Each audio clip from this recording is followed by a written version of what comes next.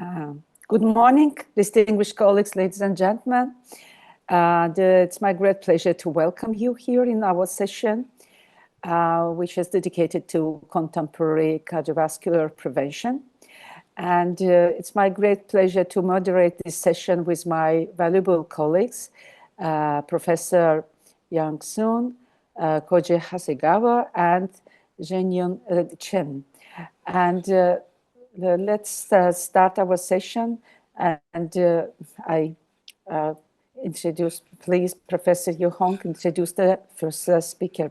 Okay. Thank you, Professor Gabalava. So it's my great pleasure to join the AHS seminar again and to co-chair with our old friends, and we have several very distinguished speakers. So it's my big honor to give a brief introduction for the first speaker, Professor Zhao Dong from Anzhen Hospital, and we all know that Professor Zhao Dong is the very distinguished experts in epidemiology and prevention cardiology in China, and he have been building a very large cohort study and established the risk stratification calculators in Chinese patient population, and she also serves as a senior member of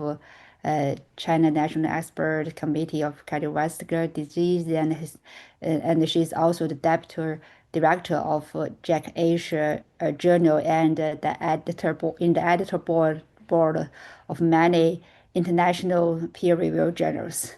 So the topic of Professor Zhao, please give me the topic. Next.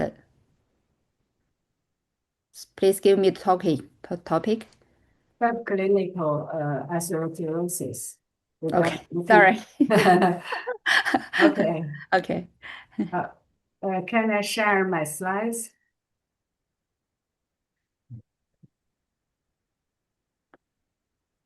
Can you see the slides? Yes. Yes. Okay. Yes. And full screen.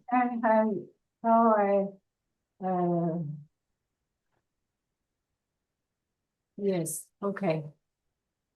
Oh, great. Thank you, Dr. Gabalari and all the chairperson, Dr. Sun. Thank you for the invitation. I'm very happy to be the first speaker for this very interesting topic, because this session is regarding the risk assessment. So I would like to talk with you the subclinical atherosclerosis disease or risk enhancing factor. If you see the definition of subclinical atherosclerosis actually refers to the presence of artery plaque or thickening detected by the imaging or other diagnosis test without clinical symptoms.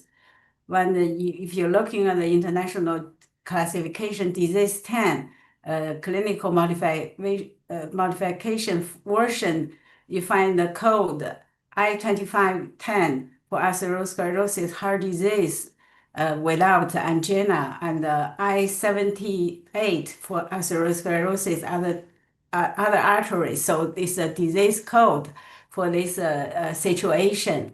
The epidemiology feature of subclinical atherosclerosis is quite different with AICVD, with the atherosclerosis, AMI, stroke, and the peripheral artery disease. The first is highly prevalent. The prevalence rate even exceed the common risk factors. The second feature is atherosclerosis lesion can begin in childhood or adolescence. The third feature is atherosclerosis is a systematic artery disease and can occur simultaneously in multiple vascular territory or beds. Currently, we call AICVD, mainly the AMI and ischemic stroke and the peripheral artery disease, actually is a consequence of the progression of atherosclerosis lesions. the one very important paper published in the Nature Review Cardiology is from Finland, and the first author is regarding the prevention of atherosclerosis from childhood. This review is very excellent review, actually provide many evidence how the atherosclerosis start from childhood. Then this slide showing how visualize use the artery, coronary artery ultrasonography. You see this top. There you see how the progression from very early stage, very early of the life, human life, and to the end stage. As first, I would like to show some autopsy findings. We used to think the atherosclerosis actually is kind of industrialized, is a disease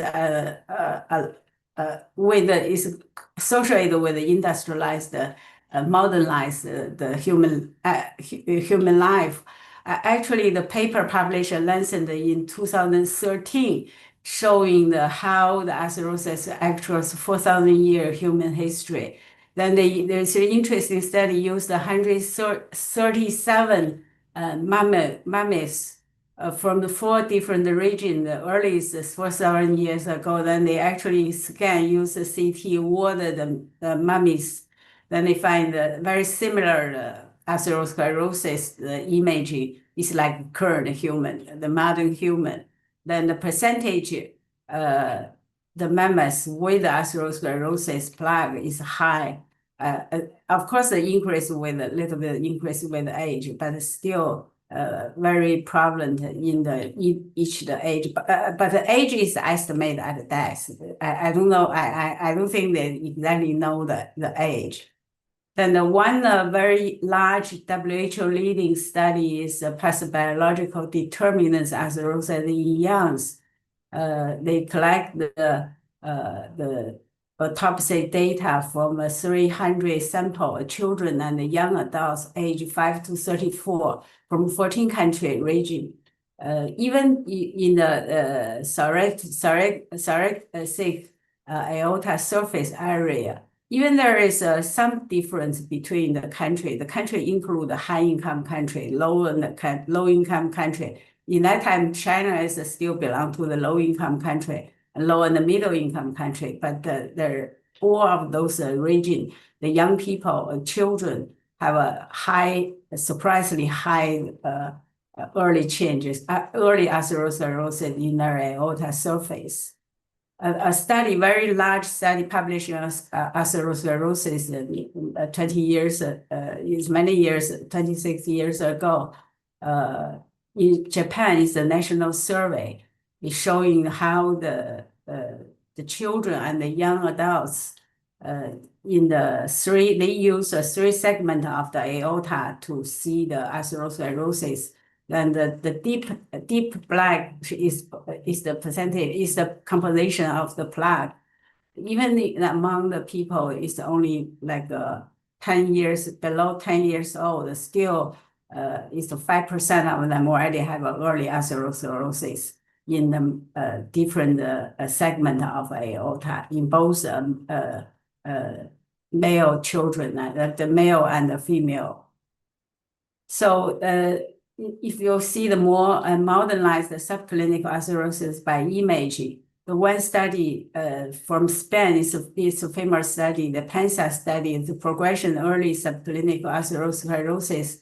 They actually find in the man and women, mean age is 43, I remember. 53% already have a plaque in their iliofemoral artery, and 36 at the same time have a coronary artery, and 25% have a coronary calcification. And the women, the percentage of women is a little bit lower compared with men, but still is 30%. The middle age, young actually belong to the young people without any symptoms already have a iliofemoral artery, and 25 is 1/5 have a plaque in their coronary arteries. It's very high.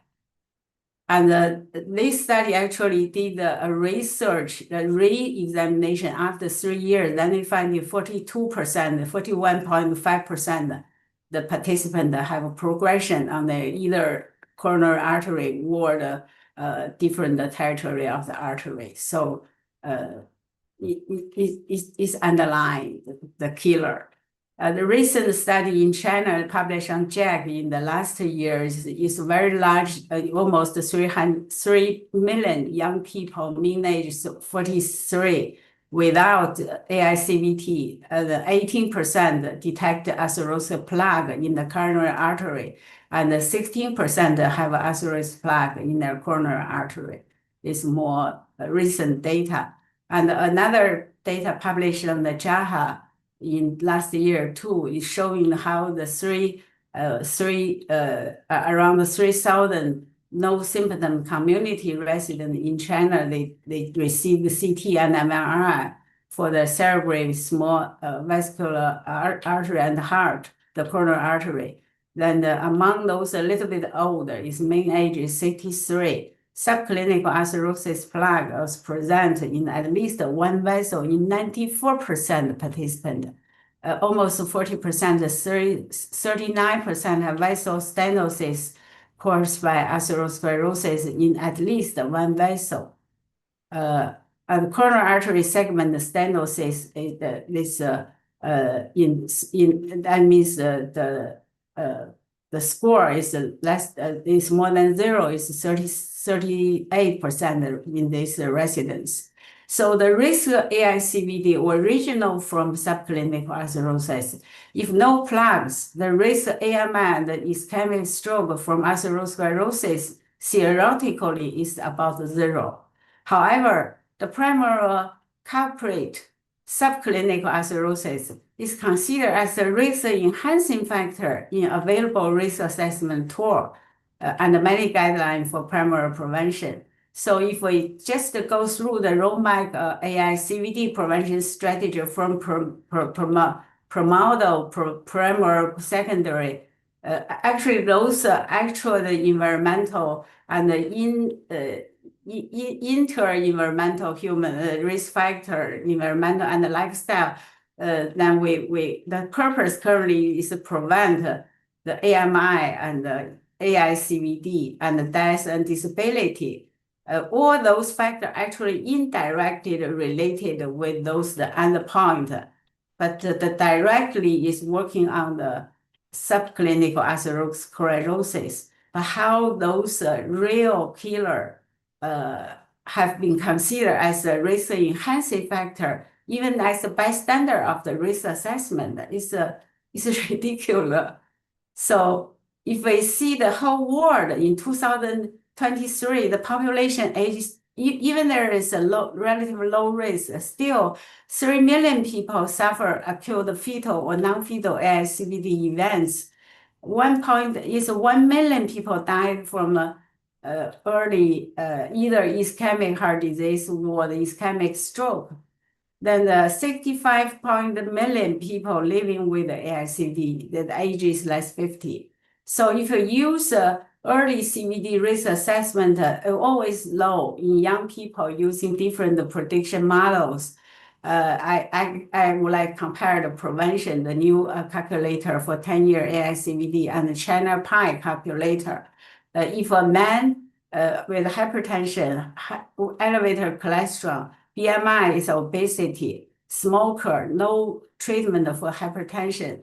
If this age is less than 30 is not available. If the 30 to 55, this belong to the low risk group or a little bit close to the middle risk group, then until 65, this situation can classify these people into a high risk group under the treatment the scope. So, but the one study in China showing the high proportion AMI patient came from the low risk category in China, especially the young people less than 55.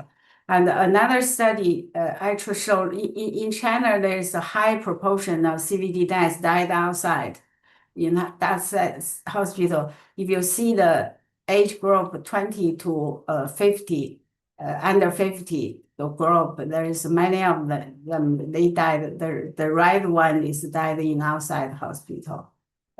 So many of them suddenly.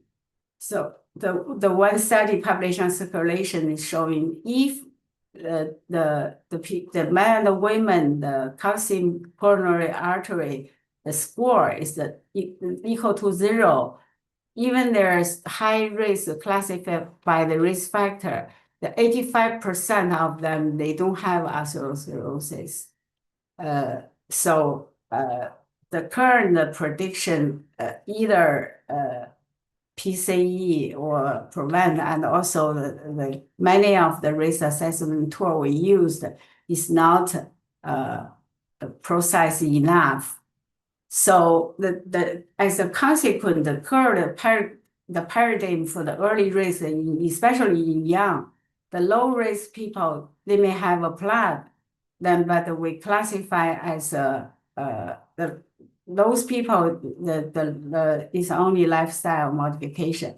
But for some high risk people, they don't have plaque, but they need a lifetime. Of course, there is a probability, but this really make the low risk people with the plaque under the risk.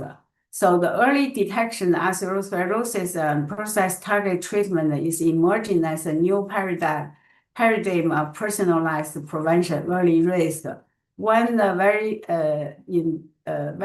thoughtful review article by Dr. Williams, published on ATVB in 2 years ago, 2024. Many actually advocates see this idea is eradicating atherosclerosis events by targeting early subclinical disease. And currently, typical clinical course is we just ignore the subclinical, then we indirectly the low order risk factor, and then we just trying to prevent the AMI or stroke with a very high residual risk. So the proposed new paradigm is the early detection, then treat periodically, keep the artery health, then it's not lifetime treatment. You don't need that if we have the new technology.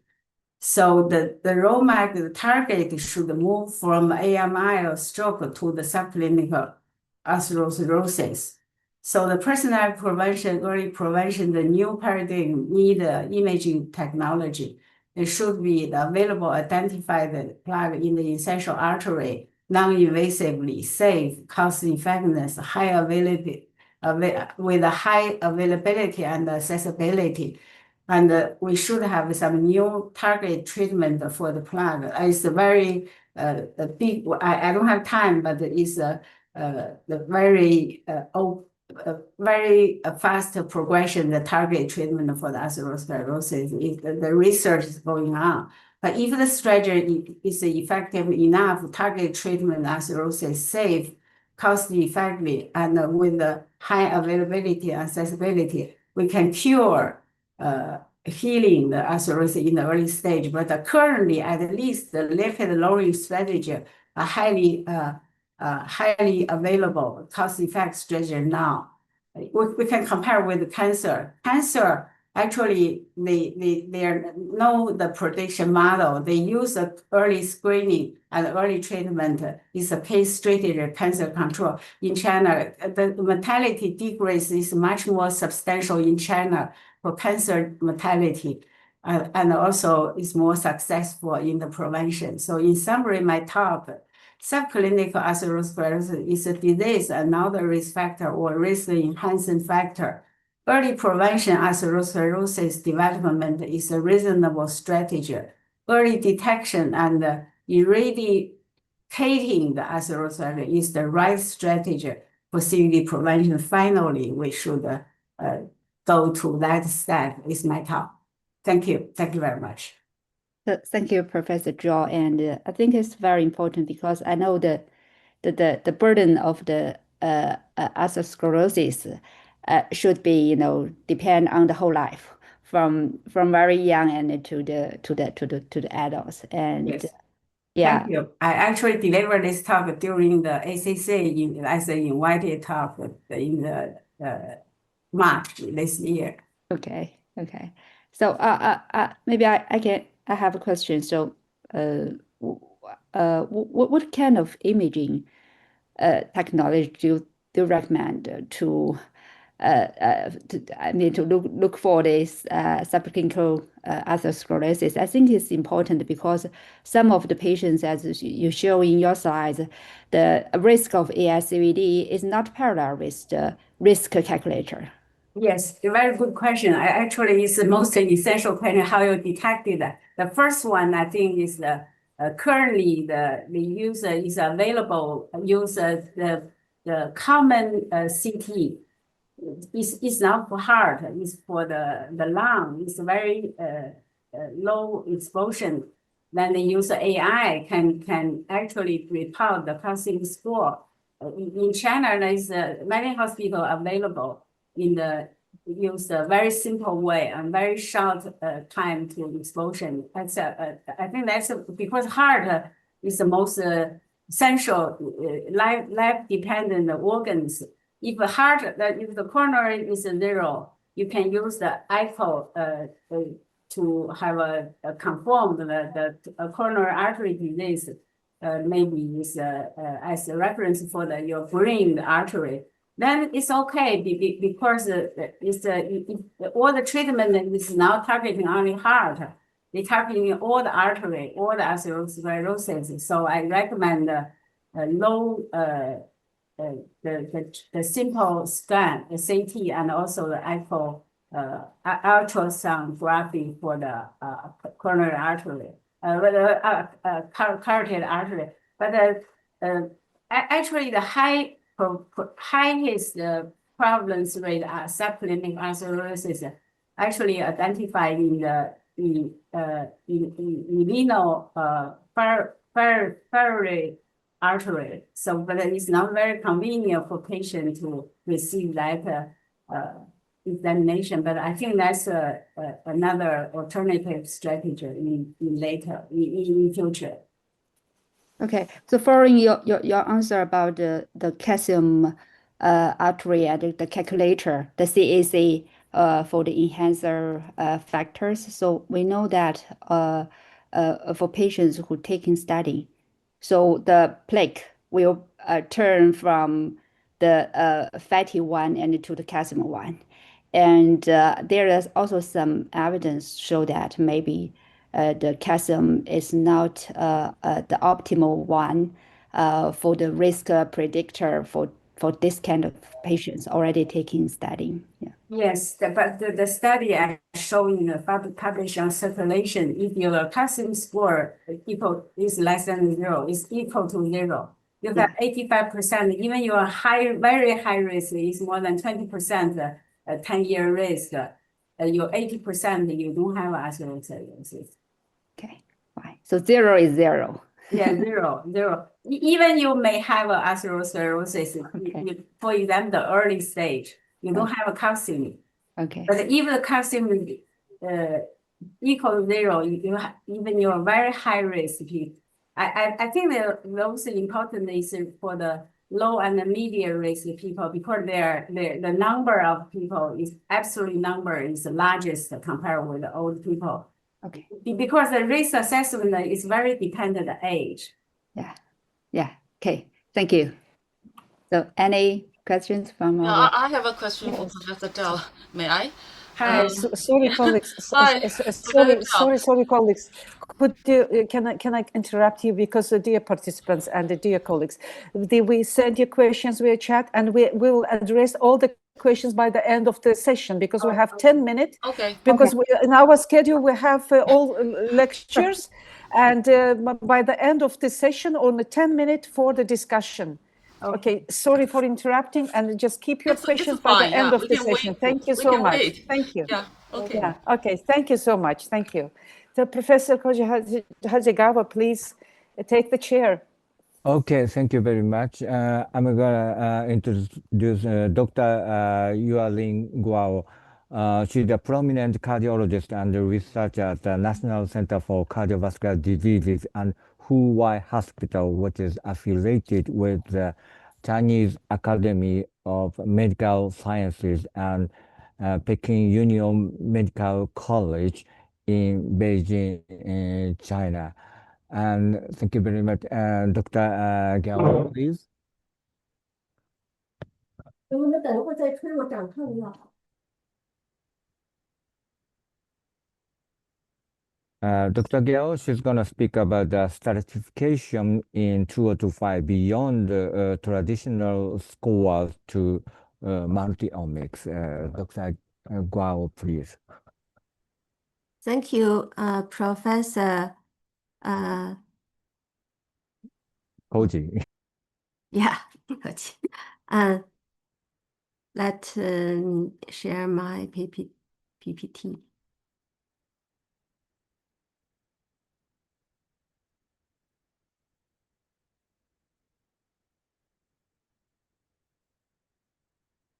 Dear professors, it's an honor to be invited to share the designated topic about risk stratification. And I changed a little in new era, not just 2025, because I will talk about 2026. So, first, I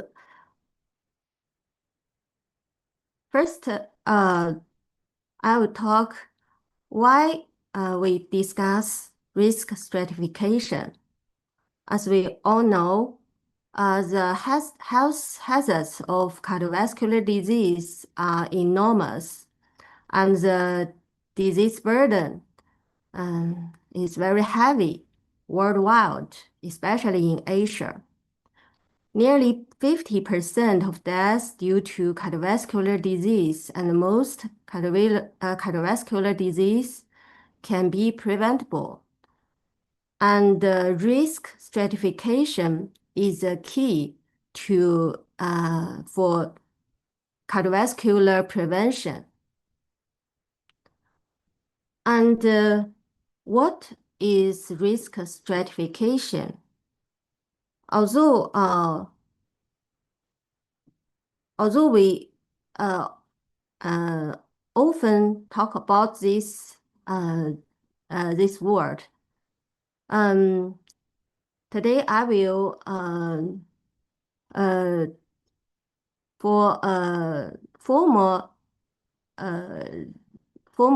give us a formal definition. Risk stratification is defined as the ability of a test or model to separate those at high absolute risk of disease from those at low absolute risk. We know risk stratification is a core method that divides a population into different risk levels by assessing an individual's future cardiovascular events, thereby achieving a precise and differentiated medical treatment and health management. It aims to categorize the population into distinct groups with clearly defined risk levels in order to guide subsequent clinical or personal decisions. Finally, improve cardiovascular outcomes and optimize the allocation of limited healthcare resources. Therefore, risk stratification is a crucial step in public health management rather than merely individualized clinical practice. And while often used interchangeably in causal discussion about risk stratification and risk prediction, however, they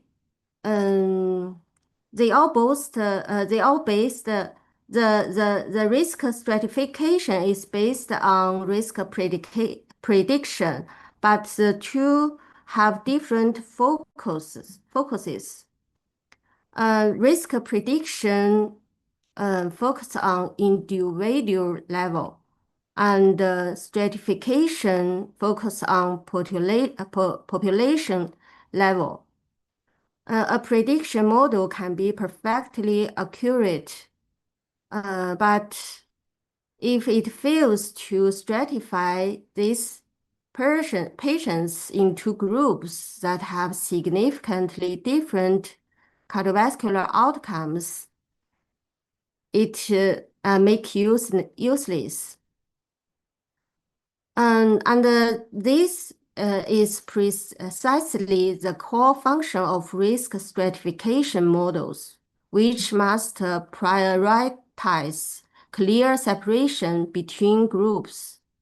We use word net reclassification improvement to justify differential treatment protocols. For example, in this figure, the predictive abilities, if we use AUC, the both model are similar, but their absolute value for individual risk assessment vary greatly. If the model B is better than model A for absolute individual's risk. So how to achieve an excellent net reclassification improvement? First, let's take a look at our traditional models. Just like Framingham risk score used in US and the score used in Europe, and our Chinese prediction model used in China lipid guideline. These traditional models have common core variables, age, sex, and blood pressure, and cholesterol, and smoking, and diabetes. However, these traditional models all have obviously limitations. The first is the population extrapolation bias. It's obviously Framingham risk score and score used in Europe derived from white or Western cohorts, so have racial differences from these models.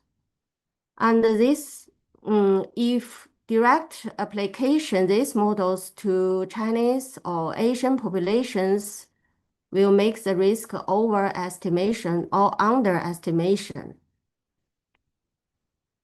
And the second, the country and region extrapolation bias. We know the incidence and the mortality of cardiovascular disease in European and American countries is significantly different from that in Asian countries. So if direct application those models to Chinese or Asian populations also will also make risk on maybe lead to risk estimation. So also have the evidence that use China PA shows significant recalibration differences compared to Framingham risk score. So if we use the other countries'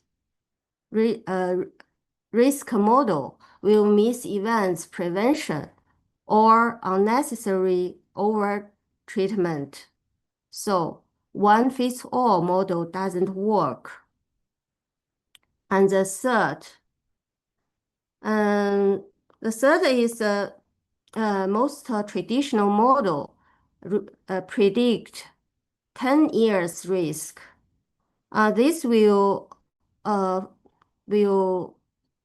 missing cumulative exposure risk. For example, for young adult, if a young adult 50 male and he used a traditional model, his 10-year risk is low or middle. However,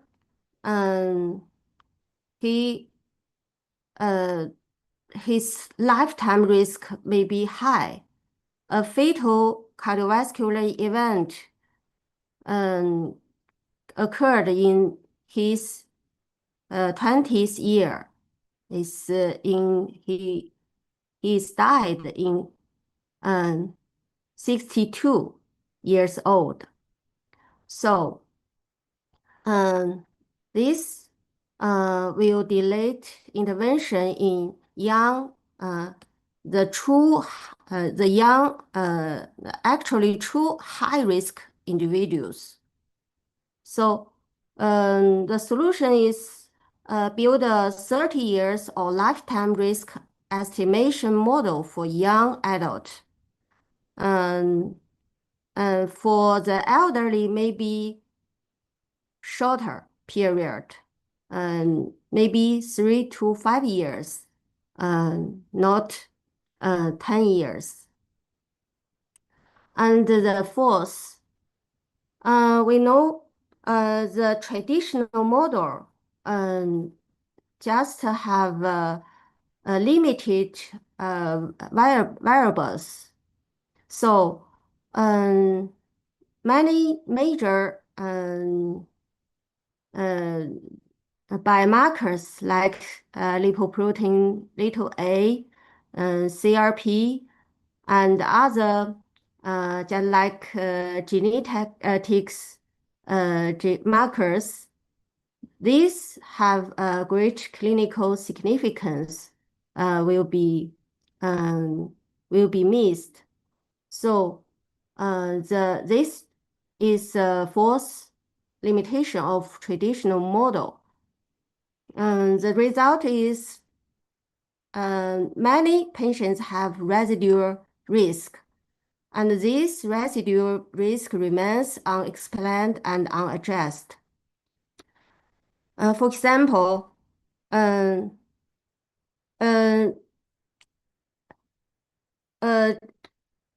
middle or low risk patient also often appeared in our emergency due to ACS, and this is not uncommon. And the fifth limitation is a traditional model. Their variable set is a single time point snapshot. However, global their cardiovascular risk factors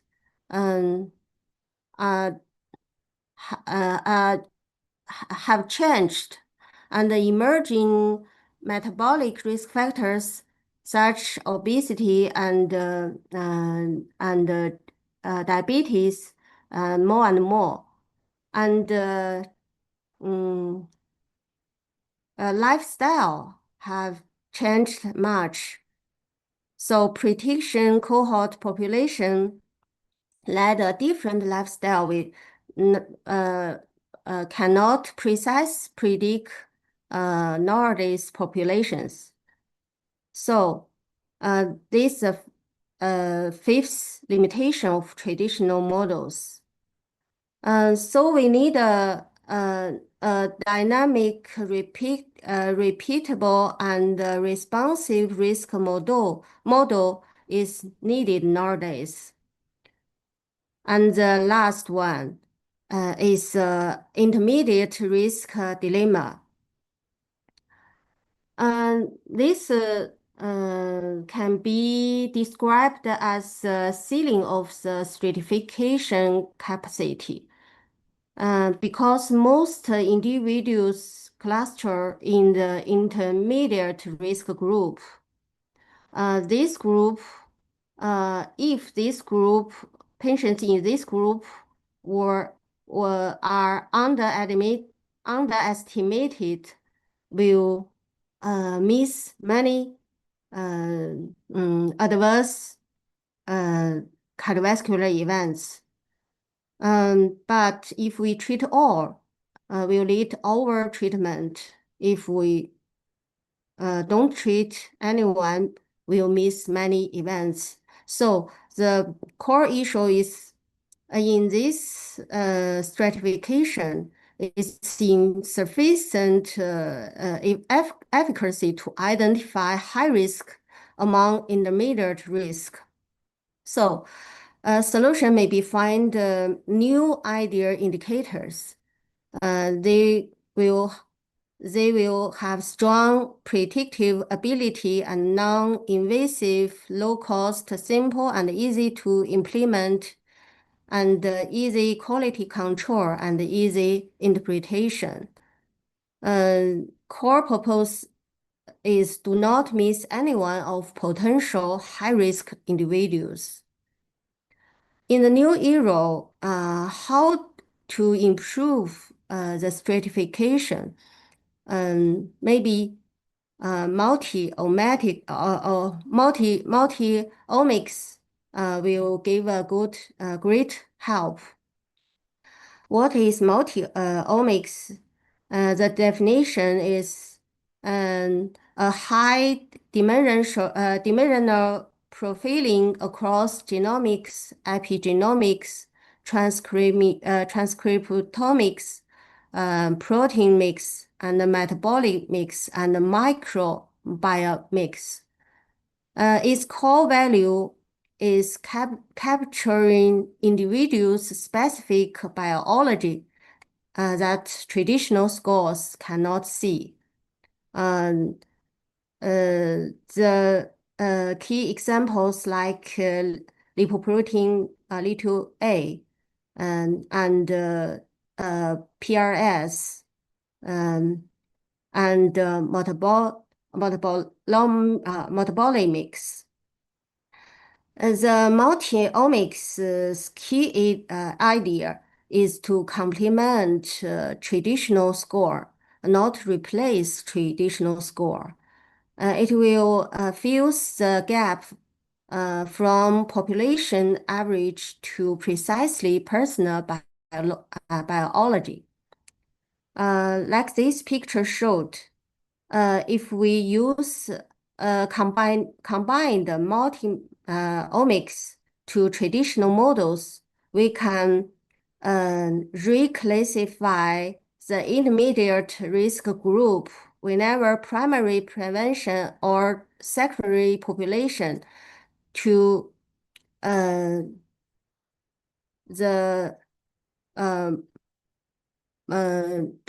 new classed group, and thus will optimize the redistribution of medical resources. If reclassified to the lower risk group, will delay the prevention, but reclassified to the high risk group will intensify the prevention strategy. so improve cardiovascular outcome of individuals to the greatest extent. In the new era, however, what's the pathway to implementation? Pathway one is traditional model itself. We will continuously to build a comprehensive and continuously optimize the traditional model. Just like Framingham score to pooled cohort equation and not prevent. Actually,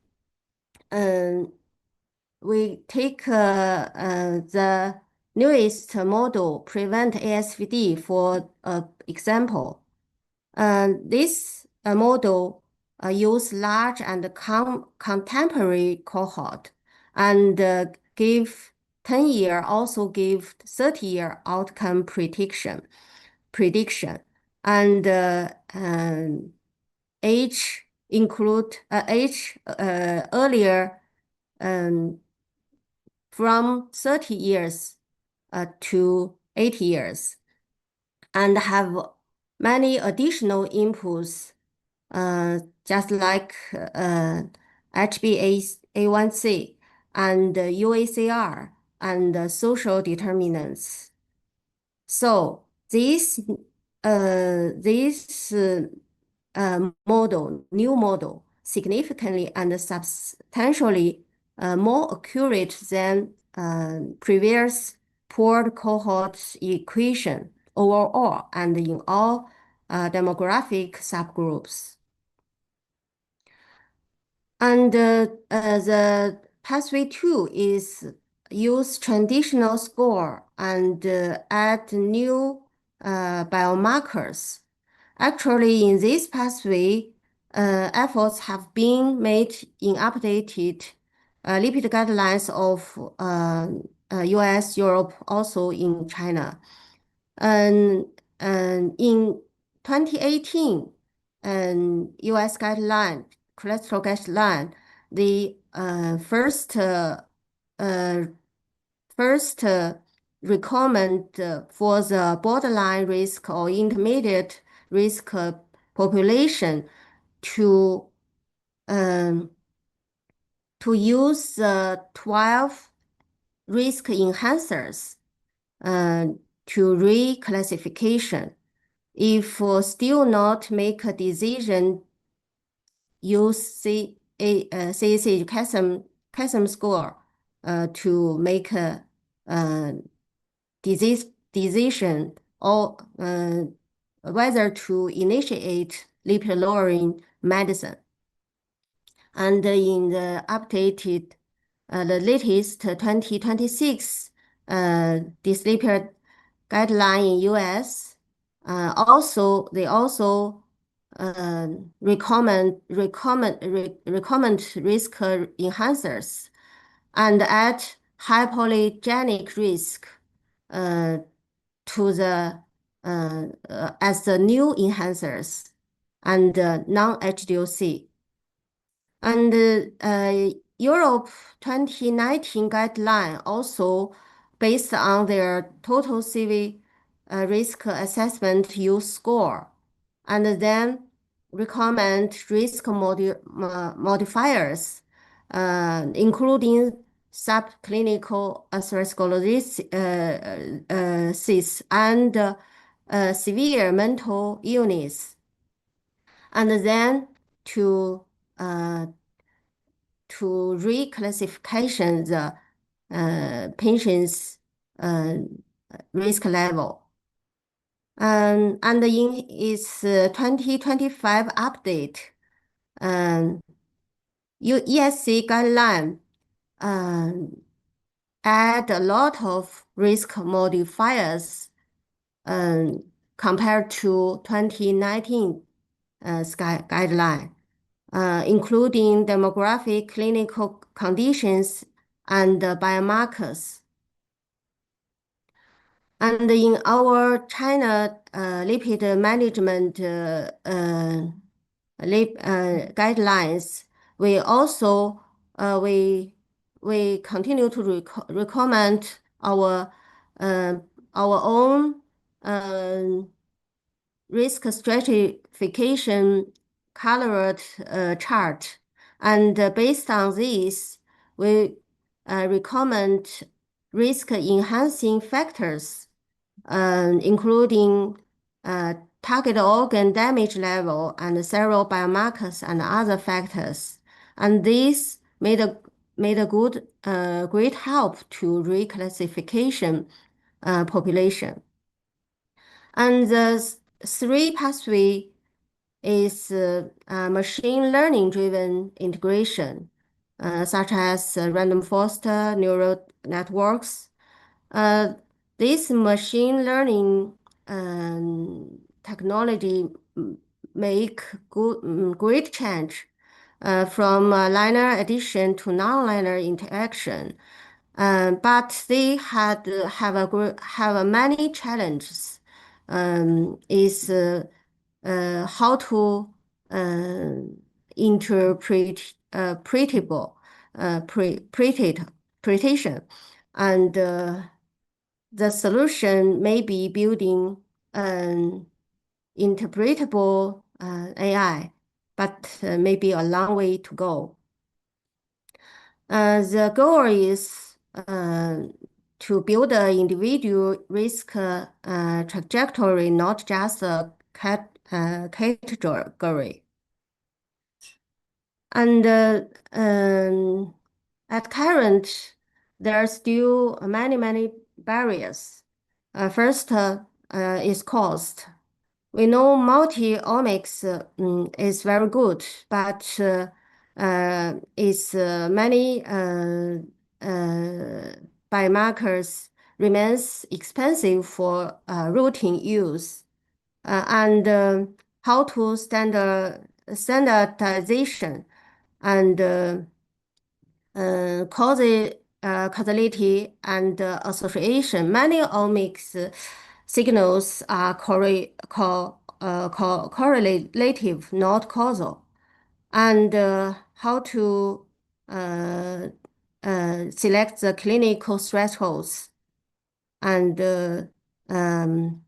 does reclassification change the CV outcomes, and the data management, storage, and privacy, and so on. So let me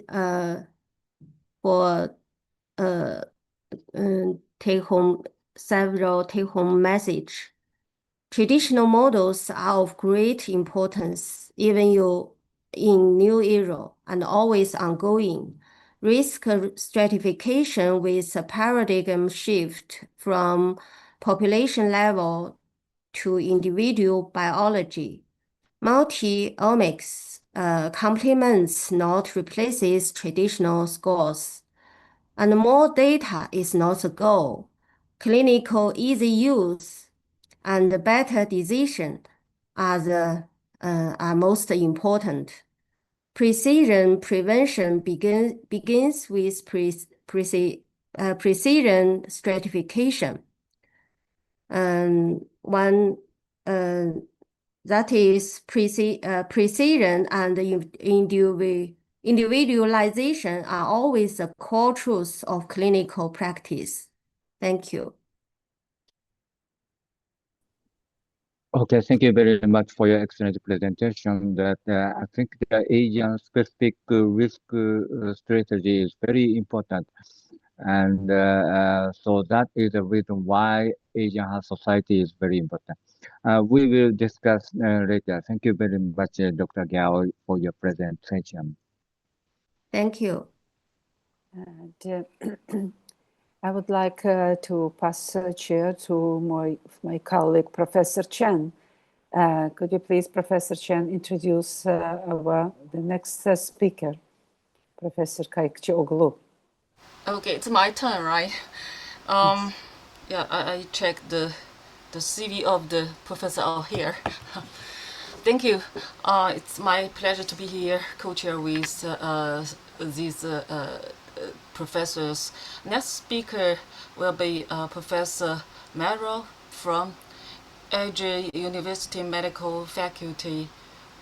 He actually she is a lot of involved. She is involved in a lot of like CVD prevention works, and have titles of a committee in terms of CVD prevention.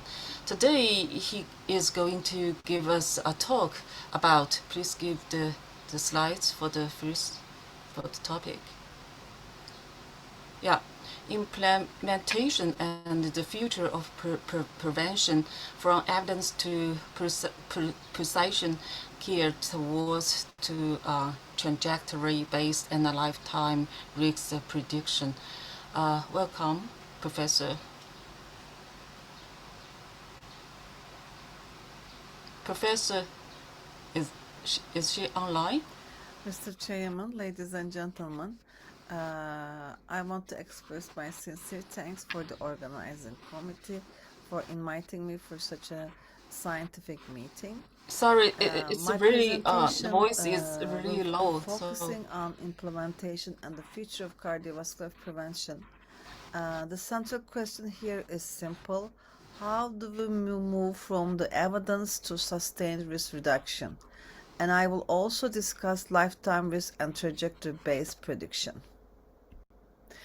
The evidence for prevention is strong, clear, but this evidence alone does not lower risk. Patients must be identified, treated, followed, and supported. The future is not only better prediction, it's better delivery over time. And the clinical value is the risk estimation, treatment effect, persistence, and access. These are the important things for a real effective prevention. Latest data show that mortality has improved in Europe, but the improvement is not equal. Middle-income countries still have higher cardiovascular mortality. This means prevention must be adapted to the setting. Equity is part of this implementation. European data also show that risk factors such as tobacco, physical inactivity, hypertension, obesity, and diabetes vary by sex and income. This means that risk factors are not evenly distributed. They vary by country, sex, and income, and this affects both population policy and the clinical care. Local epidemiology should guide these local priorities. We know very well that atherosclerosis begins early and the risk accumulates over the decades, and the same LDL cholesterol or blood pressure level has more effect when exposure starts early, and this supports prevention before the symptoms appear. I mean a life course prevention, and the prevention should begin as early as possible. A static score gives only estimate at one time point. This is very important, but cardiovascular risk follows a trajectory. As clinicians, we should ask how fast the patient is moving toward the disease, and the earlier control changed the slope. Therefore, the follow-up should reassess trajectory, and early treatment can change this curve. This is really important in prevention. For the management, for the prevention, first of all, we have to begin with risk stratification. This means that we have to start with clinical category. This means that exploring the patients having cardiovascular disease, diabetes, chronic kidney disease, presence of FH, a severe single risk factor presence. Then we have to use the calibrated absolute risk. This means a ranging calibrated 10-year fatal or non-fatal cardiovascular risk. In Europe, we use score 2 or score 2 OP for older persons. And then we have to add the modifiers, risk modifiers and decision enhancers only when they change management. For risk modifiers, we have the family history, lipoprotein little a levels, sex-specific factors, inflammatory disease, and sleep apnea, for example. And as a decision enhancer, we have the imaging, calcium score, plaque imaging, and ankle brachial index, and organ damage in hypertension, and also we have the frailty as a decision enhancer. And the next and the final step is a shared treatment plan. This covers the targets, treatment intensity, timeline, and follow-up. 10-year risk rises very significantly with age. We have to keep in mind this is important, but we should not forget about the younger patients because they may look low risk when we use the 10-year estimates, but their lifetime benefit may be large. This is why lifetime risk should be discussed with younger patients. This is very important. Risk modifiers are useful when the risk estimate is uncertain. They should change the intensity, timing, and acceptability of the treatment. They also have to communicate the risk. Here we have the family history of premature ASCVD, high Lp(a) levels, sex-specific factors such as menopause, premature PCOS, and pregnancy-associated outcomes, chronic kidney disease, inflammation, psychosocial burden here, stress and deprivation, and plaque imaging, which enables us about the direct disease evidence. In the slide, you see the imaging and biomarkers as decision enhancers, but the rule here is actionability. I mean that they should not become screening reflexes. The test result should change our treatment or improve adherence. So we have to order the test. Only the test result can alter management and, as I said, improve the adherence. Lifetime risk is driven by cumulative exposure. As you can see here, the pink bars represent the untreated cumulative exposure, and the green ones are earlier control exposure. So earlier control significantly lowers the area under the curve, and this is especially important for LDL cholesterol, blood pressure, smoking, diabetes, and obesity.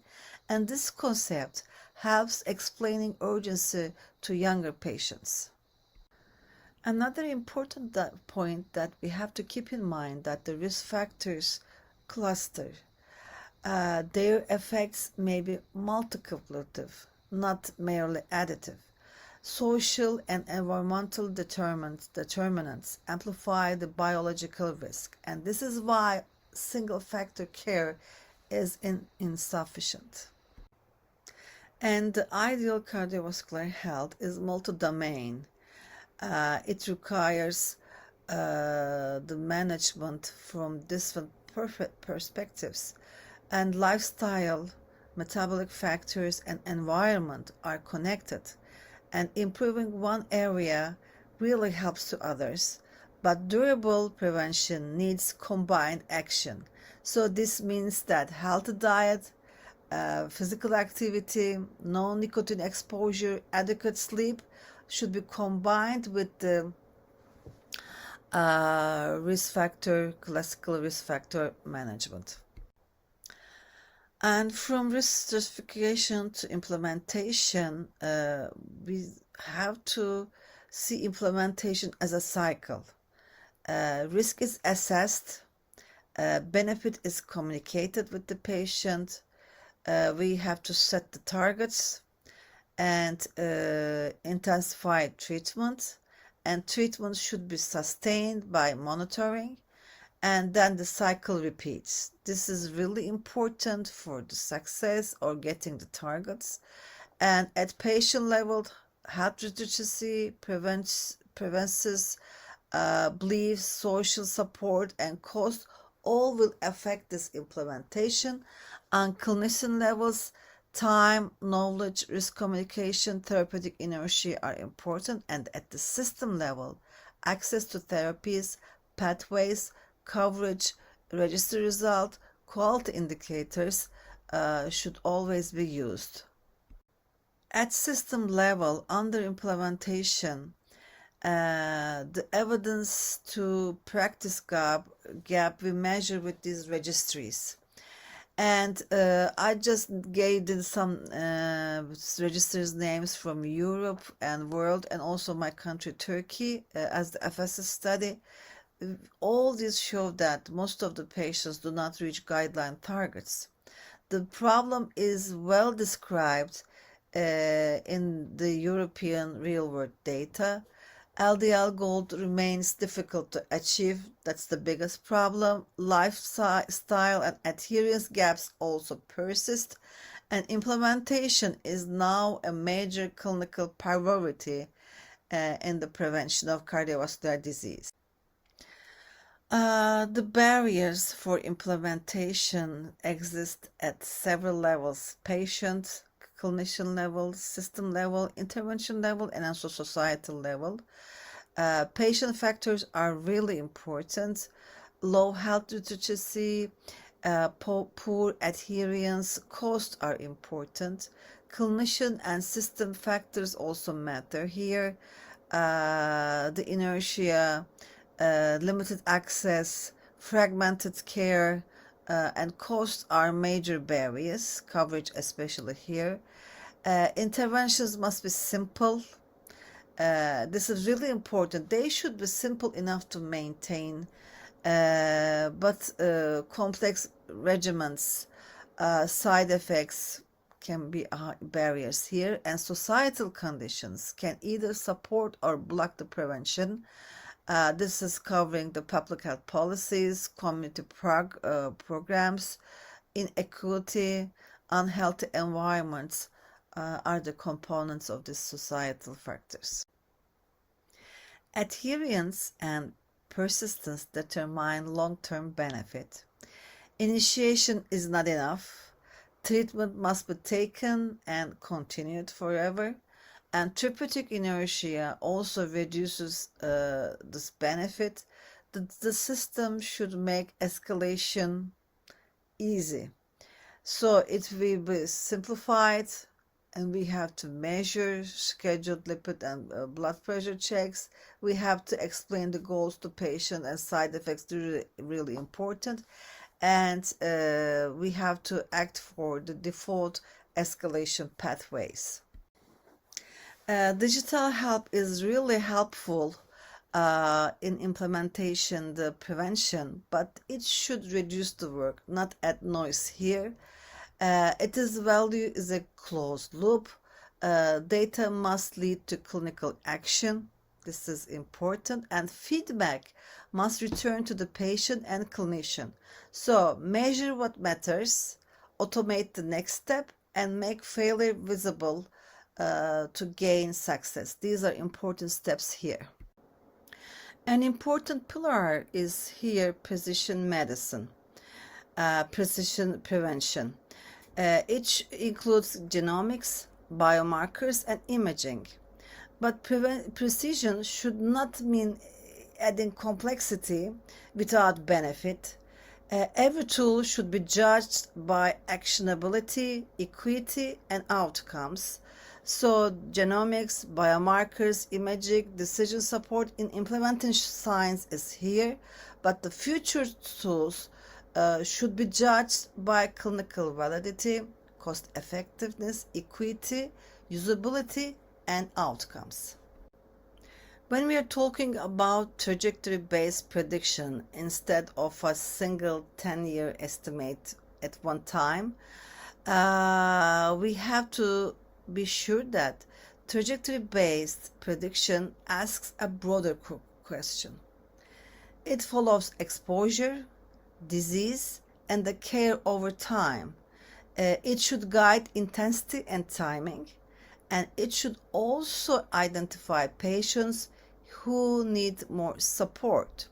So prediction should guide intensity, timing, and delivery. So this is a dynamic risk profile. The exposure trajectory, disease trajectory, and care trajectory are determined, and this also determine the treatment intensity, follow-up intervals, and system support. Another important thing about precision care, it must not widen inequality. Clinical care is essential for high-risk patients, but policy and system support are needed for population impact. This is prime of importance, and the future of prevention must be scalable. We have two routes to lower the risk. At the left-hand side, you see the population-based strategy. It lowers the risk of the whole population. For example, healthy lifestyle, such as a smoking ban. These are public health policies. And at the right-hand side, you see the high-risk strategy. In the population, you find the high-risk groups, and you directly treat this high-risk tail. But these two approaches should not compete, and the optimal prevention needs the both. So combining strategies at the population level and at the same time finding the high-risk patients, populations, it is when we apply both of them, we get the real success. The future prevention clinic should combine precision and implementation. Risk assessment is only the first step. Treatment pathways, follow-up, equity checks, and registries are equally important here, and the aim is sustained risk reduction. I want to close with 5 messages. Prevention is lifelong. Risk assessment must include lifetime and residual risk. Prediction should follow the patient trajectory. Implementation determines the impact, and future prevention must be precise and equitable. Thanks for your attention. Thank you, Professor Merrill, for the great presentation. Sounds like we have quite similar issues in risk classification, and need to rethink about that. We're a little bit behind, and we'll leave the panel discussion to the end of the section. I give the chair back to the Professor Gablova, please. Thank you, Professor Chen. Now we have the last lecture, the Professor Hussein Farshidi from Iran. He is not able to participate online, but he sent his lecture recording. And please play this recording, colleagues.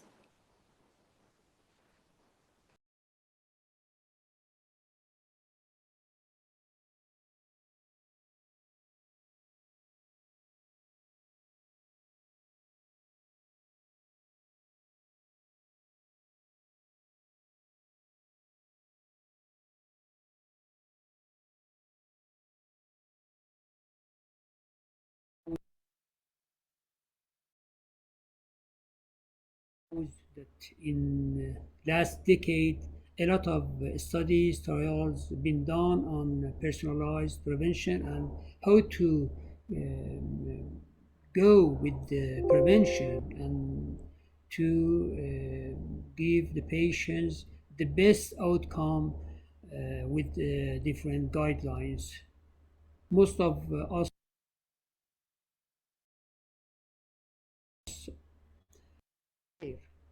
if you look at this slide with the graph, I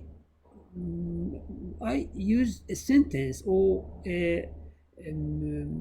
something that it's paradox, and I called it the prevention paradox, with falling mortality and at the same time rising burden. What we have now, it's the effects of guidelines and advices from last 50 years. This graph shows from 1990 to 2017 and then to 22, cardiovascular deaths are decreasing. At the same time, we see that population grows, more people worldwide, more people, risk factor control, treatment. So we are facing population aging. So more older adults, improved survival, more people living with multi-morbidity, multi-disease, multi-drug use, and these are we accept this and call it success. Age standardized mortality declines. But there is a challenge. What's a challenge? Challenge that the studies shows in global cardiovascular deaths, cardiovascular disease deaths increased by 54% from 26% in 1990 to 33% in 2022. So there is something, it's not going well with all these guidelines. So modern prevention must shift from disease-centered care to person-centered prevention for patients with multi-morbidity. For this graph, as you see, this is also another figure here. It's from Bromwell 2026. When we compare low and middle countries, income countries from World Bank, from 1990 to 2017, we see that there is increase in cardiac mortality, 22 to 32. And in high income, there is decrease in mortality from near 42% to 32%. But all we know is that the study shows that the population lives in low and middle income, they are covering about 85% of total population. So this increase in low and middle income countries with statistics that we got from high income countries, that it's show good decrease in cardiovascular deaths, it doesn't mean that it's a lot of difference. So the problem is that all mortality, especially in patients in countries low and middle income, it's increased. But the bad news is this, that recent data from 2019, 2020, 2021 shows that there is increasing age-adjusted cardiovascular disease mortality in US, and it's not a good news. It seems that there are some failing. So role of clinical guidelines that we are doing with and going with, evidence-based recommendation for screening, vaccination, and risk reduction. What guidelines do well? Lifestyle counseling is good, risk factor control, evidence-based prevention. So in whole, at this moment, guidelines, lifestyle remains the foundation of cardiovascular risk reduction.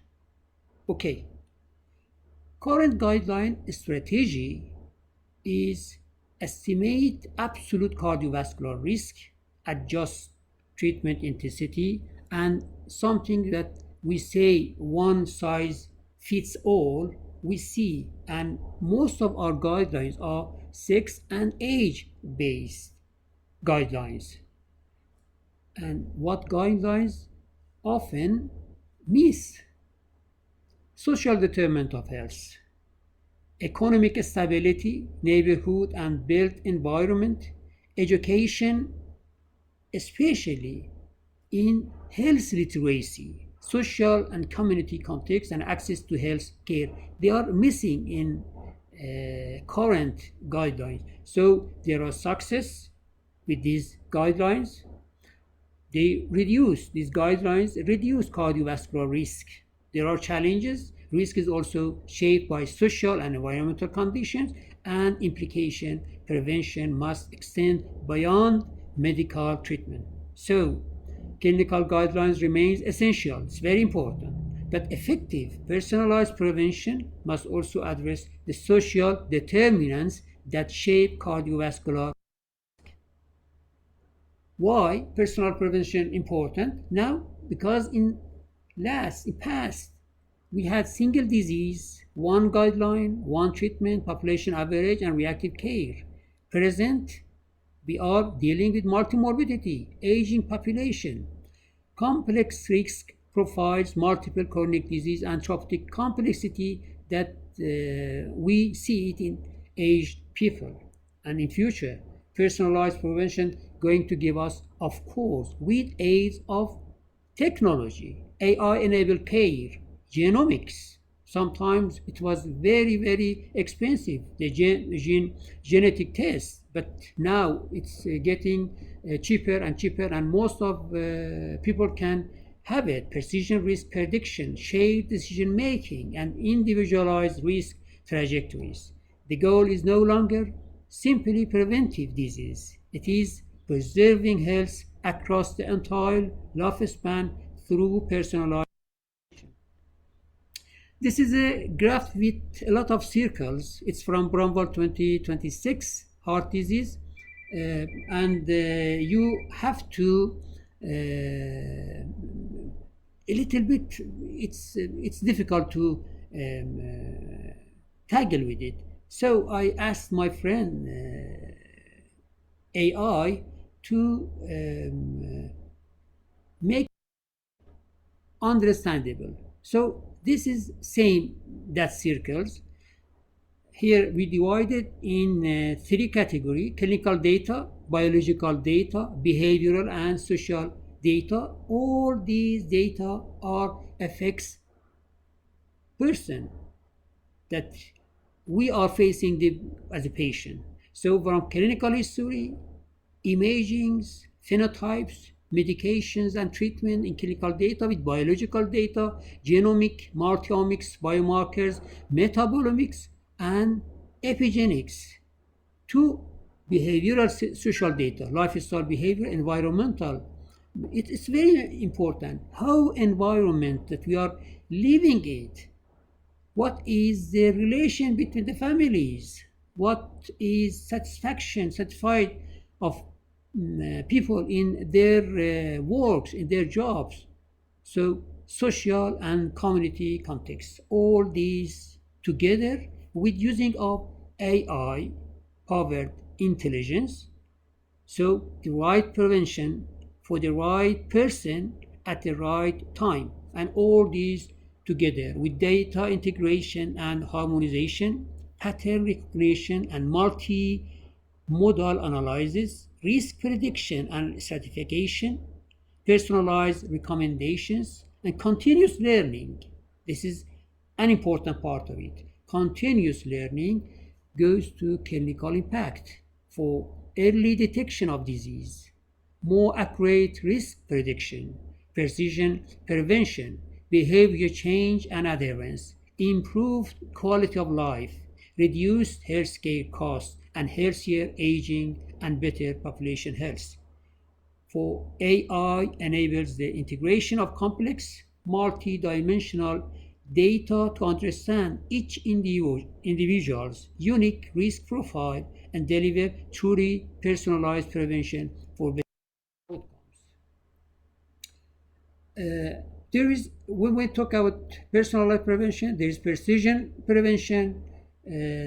Our colleagues are going to talk about precision prevention. I'm passing slide and going to next slide that integrating evidence, multimorbidity, biology, and artificial intelligence, we can see in most of our new advices or new recommendations, there is AI. We cannot ignore it. We have to use it, and we have to use it positively with very, very careful rules that we have to work on it. Benefits from personalized prevention.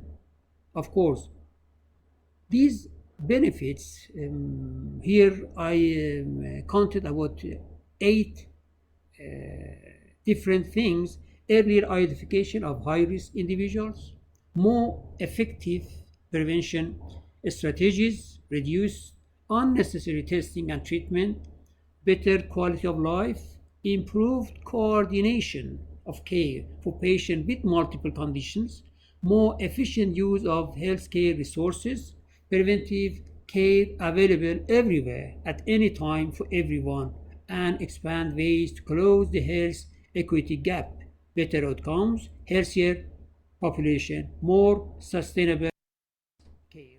Of course, with these benefits, there are challenges that we are facing with personalized prevention: limited evidence for patients with complex multimorbidity, cost and accessibility, data privacy. These are different items that we have to work on it. Trials must be done to get the best that we can apply it in future.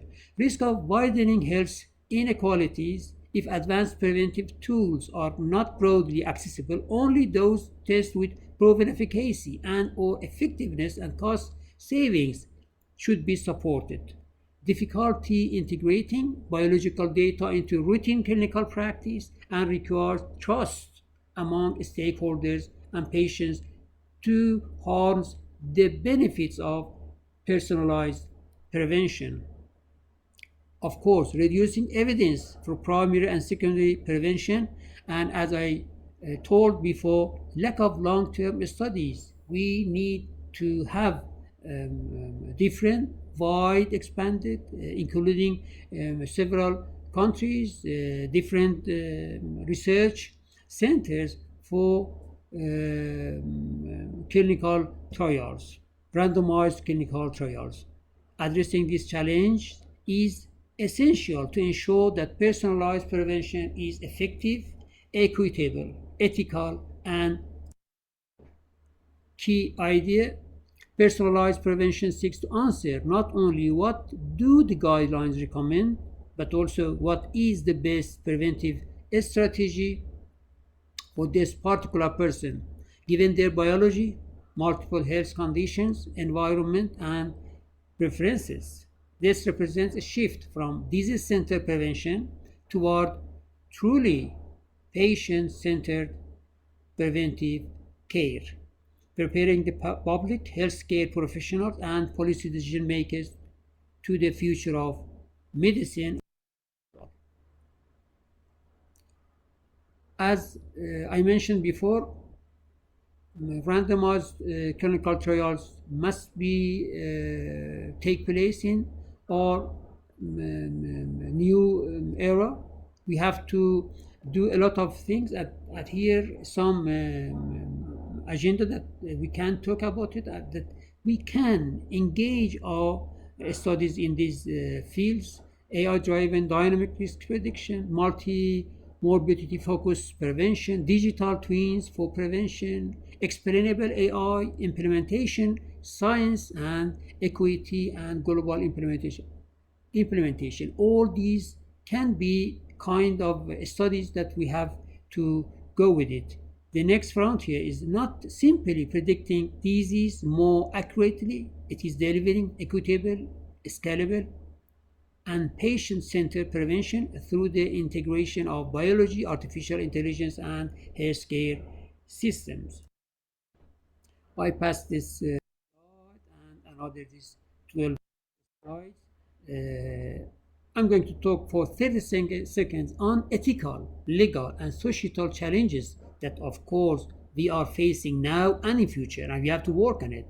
Ethical and legal governance, privacy and confidentiality is very important. Informed consent, genetic discrimination, regulatory frameworks, responsible data sharing and use, health policy and implementation, national policies and regulations, clinical guidelines and standards, integration into health systems, professional education and training, public engagement. That's very important.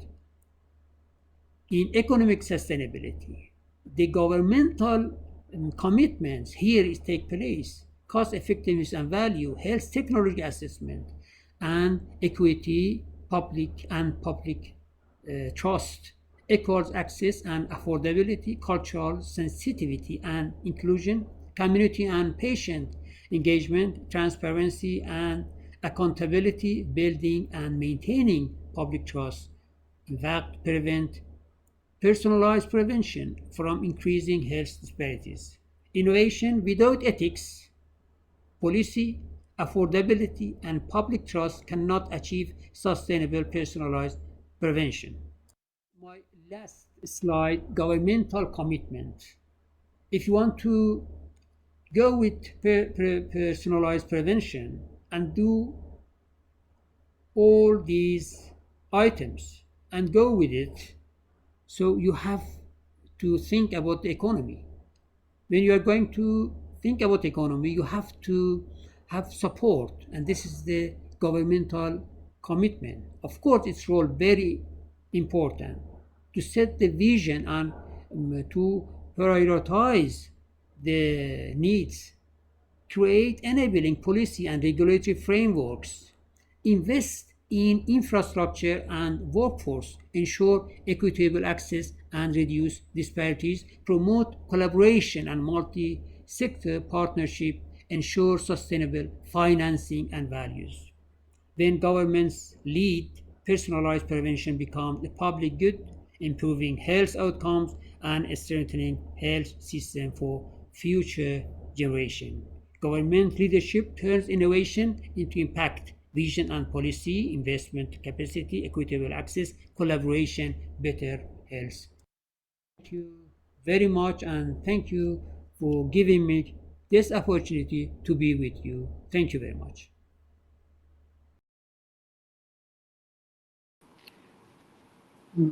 Thank you very much for Professor Farshidi and for all our speakers.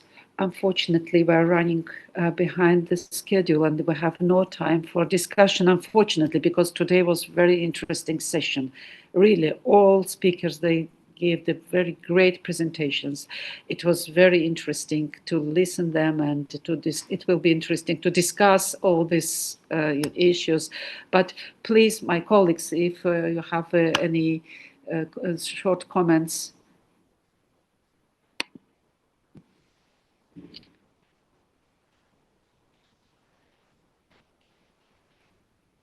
Professor Koji, we don't hear Professor Hasegawa, please. Oh. Yeah, yes, okay.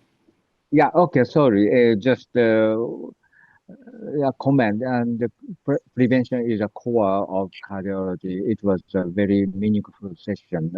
We need more advocacy. Thank you very much for all the speakers and all the chairs. Thank you, all the audience. Thank you very much. I just get some information from back. They said that we could have 15 or 10, maybe 10 minutes for discussion.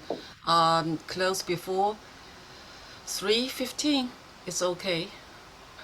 Is that okay? If okay. If the organizers they will allow, we can just discuss several moments, very important moments of our session.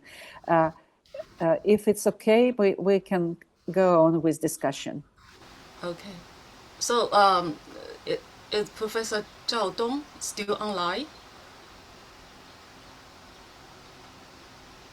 Okay. Yeah, Professor Zhao, I still try to ask a question about the plaques. You just mentioned the plaques is a disease. I fully agree, but in clinical practice, people usually using, I mean, the one of important factors is the degree of stenosis. More than 50% considered as a disease due to the high possibility of angina or ischemic. So, do you think it's time to change the definition of disease, or we just blur the concept of disease and emphasize the pathophysiological basis?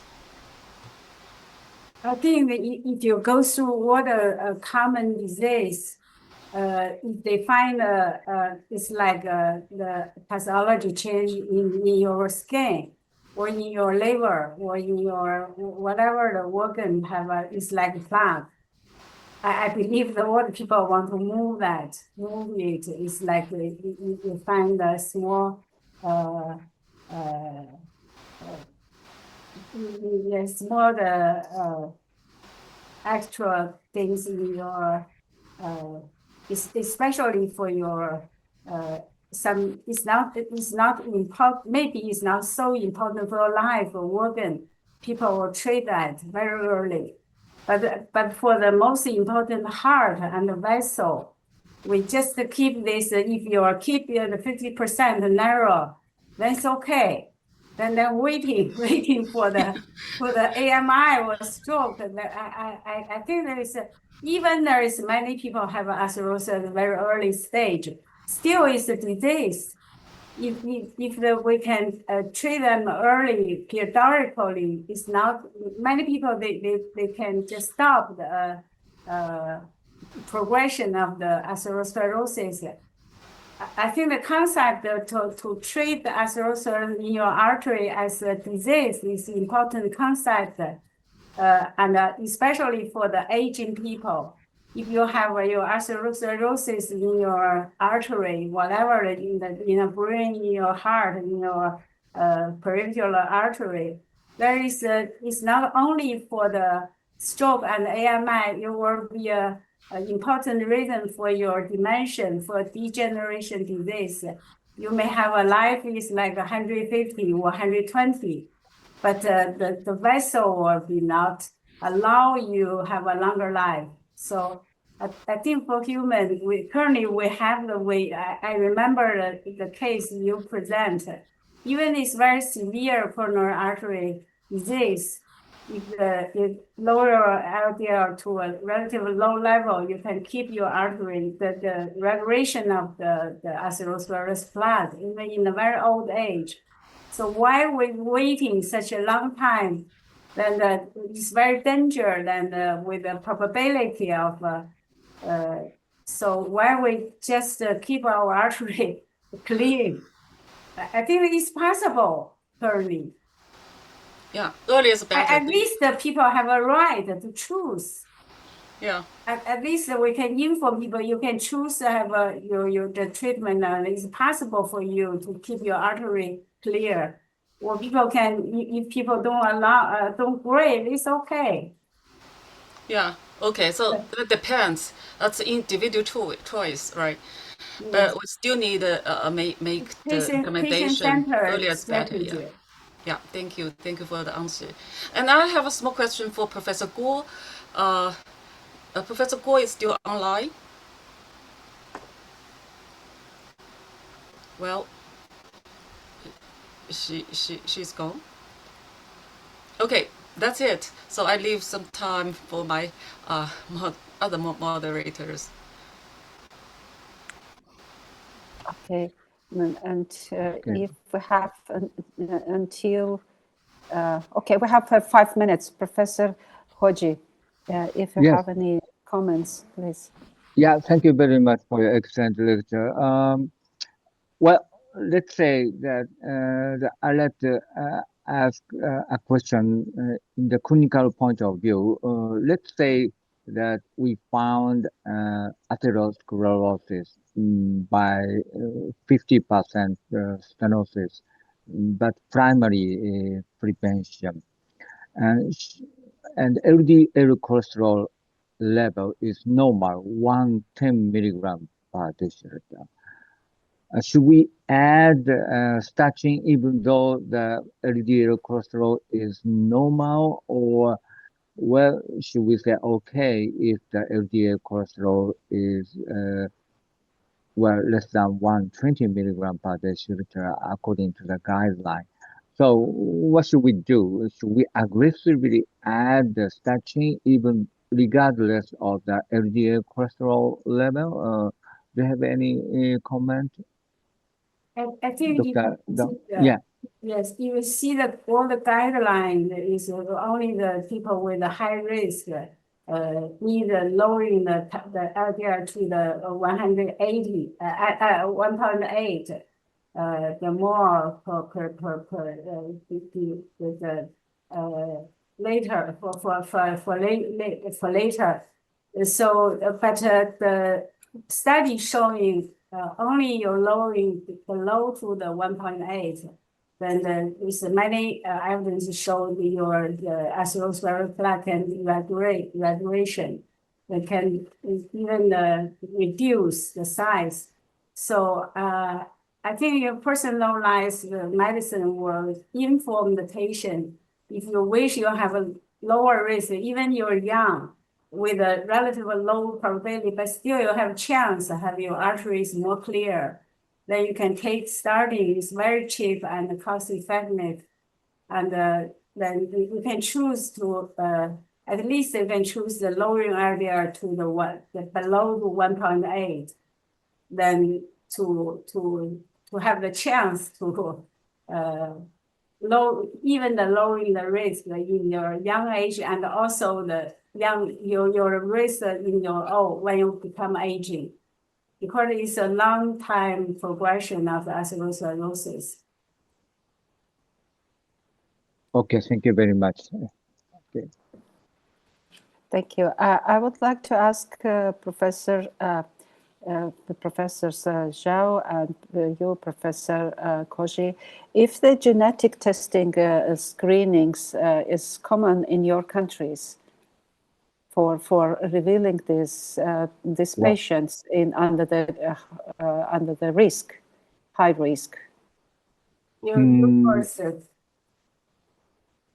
No, actually not available. And well, the genetic testing for familial hypercholesterolemia, now the government is supporting, but just the risk stratification of cardiovascular diseases. Well, it's not available, not common. No, just only the assessment of major risk factors. Yes, we actually we do have a genetic test for everybody, only for some familiar hypercholesterolemia the family. Because it's not very it's relatively expensive, and it's low accessibility for most of the primary care setting, and also even you find your genetic something is not a homo is not a homo is physiologic for familial hypercholesterolemia. Still, the strategy is lowering LDL. That means you have accumulated risk longer. You have a higher accumulated risk compared with other, but the strategy is LDL lowering. So I don't think that will become one of strategy you have to use in clinical practice, at least firmly. Okay, thank you so much. And thank you very much for all our speakers and my colleagues, my co-chairs, Professor Sun, Professor Hasegawa, Professor Chen. Thank you so much for your contributions, our speakers, for your great lectures. It was very interesting. Unfortunately, we have very short time for discussions. It's really very interesting. And today's session has shown that cardiovascular prevention is not is just limited to the management of conventional risk factors. It is a precise, more individualized and more longitudinal process. And I would like sincerely thank again for these speakers, for my colleagues, and also for organizers for this opportunity to come together. And thank you very much, and see you in Beijing. Bye. Bye. Bye-bye. See you. Bye. Bye bye. Thank you very much.